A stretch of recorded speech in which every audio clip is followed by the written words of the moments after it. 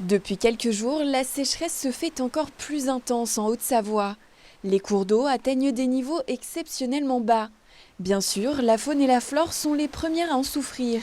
Mais le phénomène a aussi des conséquences sur l'économie touristique des vallées.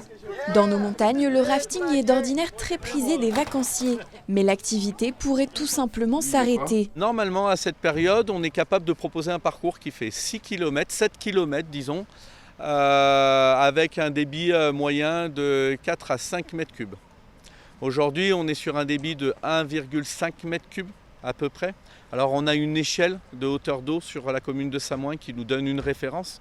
Cette référence, elle se compte en centimètres. Normalement, à cette période, on devrait être à 45 cm de hauteur d'eau. Là où aujourd'hui, typiquement à l'heure où je vous parle, elle est à 23 cm de hauteur d'eau. 23 cm de hauteur d'eau dans une rivière typique alpine avec toujours de la déclivité, ça ne nous permet plus de nous naviguer. Et donc on a adapté le parcours en le réduisant considérablement.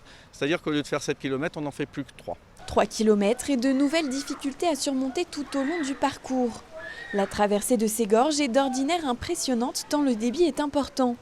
Mais en cette fin juillet, le niveau de l'eau est tellement bas que les bateaux se frayent difficilement un passage entre les rochers. Le manque de précipitations et la progressive disparition des 2 glaciers dont la fonte saisonnière alimentait cette rivière sont la cause de ce manque d'eau. Une sécheresse qui pourrait causer la fermeture de plusieurs structures de rafting. On n'a pas attaqué le mois d'août et le mois d'août, c'est ce qui génère la moitié de notre chiffre d'affaires sur l'année. Là, pour l'instant, les perspectives météorologiques ne nous permettent pas de prévoir une continuité de notre activité. Et financièrement, on se pose de grosses questions, oui. Même constat pour cette autre structure septimontaine. On ne sait pas vraiment jusqu'à quel point on va pouvoir s'adapter. Toutes les charges qu'on peut avoir, on les règle tout au long de l'année en fonction du chiffre d'affaires qui est réalisé pendant l'été, qui est vraiment le plus gros